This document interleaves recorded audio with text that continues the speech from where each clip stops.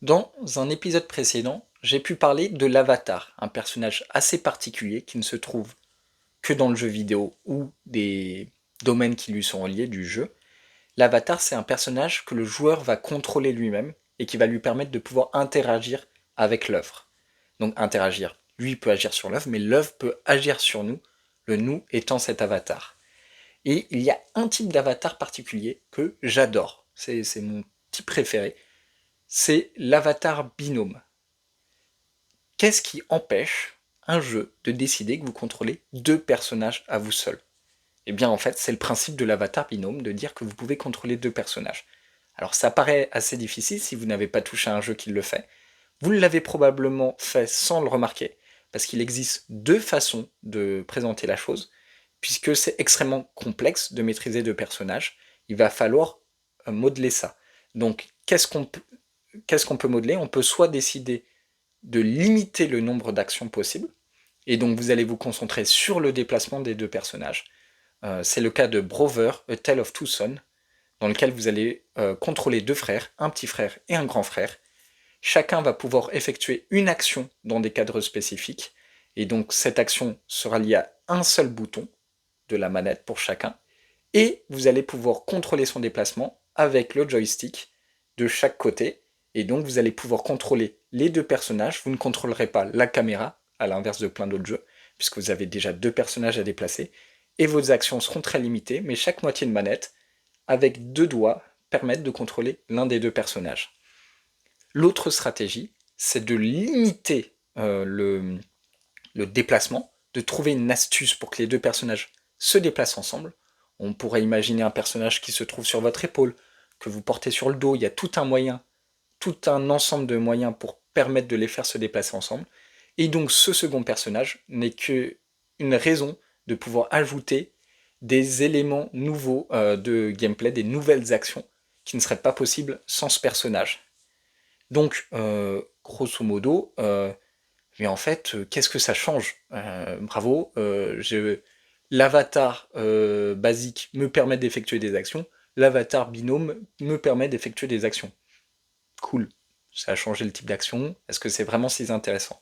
Qu'est-ce que l'avatar binôme apporte en termes d'émotion que un avatar normal ne permet pas? Et un binôme tout court dans des histoires, c'est que dans un jeu vidéo, vous allez progresser. Vous allez progresser dans la maîtrise de vos contrôles, et notamment dans la coordination. Si vous êtes dans un jeu de plateforme, il va falloir réussir à se déplacer tout en appuyant sur le bouton saut au bon moment pour pouvoir sauter par-dessus un obstacle. Et plus on va avancer dans le jeu, plus il va vous falloir demander de la coordination avec plusieurs doigts sur plusieurs boutons pour pouvoir avancer. Et cette progression dans la coordination, en règle générale, à quoi elle va correspondre en termes d'histoire? Eh bien, l'évolution entre la coordination entre ces deux personnages qui vont très généralement commencer avec de la mésentente et qui vont finir avec une entente. Et donc en fait, votre apprentissage va pouvoir se caler naturellement sur l'apprentissage de ces deux personnages à se connaître et à se compléter. Et donc, en fait, votre sentiment de progression, qui est très personnel, va être lié à un autre sentiment, qui est la relation entre ces deux personnages.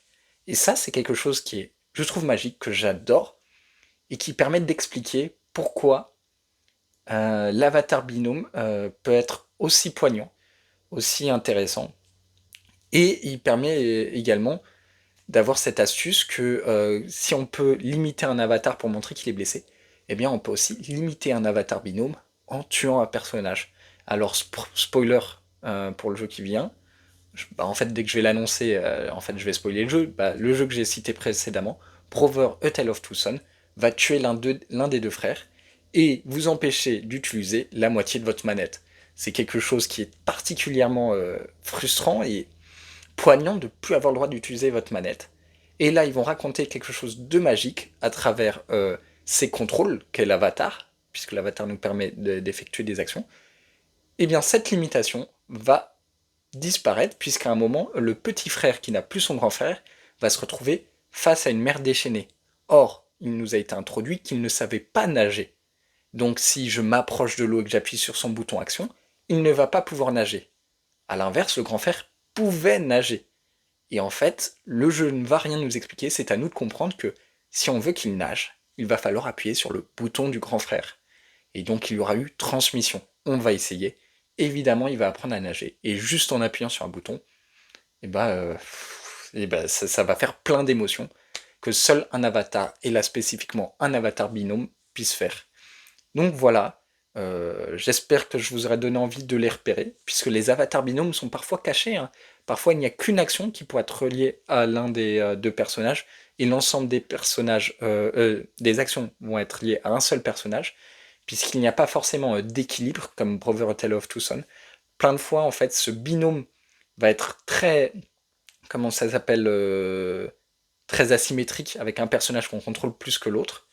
Et parfois même, l'autre personnage va pouvoir faire des choses sans qu'on puisse tout faire, donc être un personnage non-joueur, un NPC, ou un PNJ en français plutôt, un PNJ, eh bien il peut pourtant faire partie d'un avatar binôme si on peut le contrôler à travers quelques touches. Des fois la limite est un peu floue, et on va pouvoir vous faire vivre des émotions particulières liées aux jeux vidéo. Voilà.